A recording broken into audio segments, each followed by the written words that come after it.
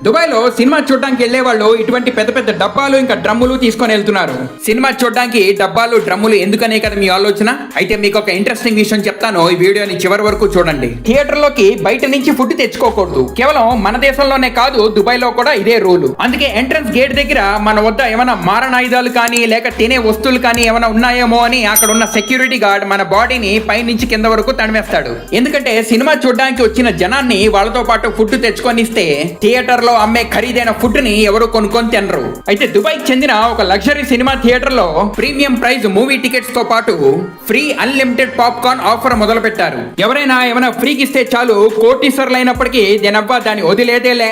కానీ థియేటర్ లో 20-30 మందికి ఫ్రీ పాప్కార్న్ ఇచ్చిన తర్వాత పాప్కార్న్ పోసే గ్లాసెస్ ఇంకా బకెట్స్ లేవని థియేటర్ వాళ్ళు పాప్కార్న్ ఇవ్వడం ఆపేస్తున్నారు. అందుకే ప్రీమియం ప్రైస్ టికెట్లు కొనుక్కుంటున్న ఈ కోటీశ్వర్లు ఫ్రీ పాప్కార్న్ తినే కక్కుర్తిలో ఇటువంటి డబ్బాలు బకెట్లు డ్రమ్ములు వాళ్ళతో పాటు తీసుకెళ్తున్నారు.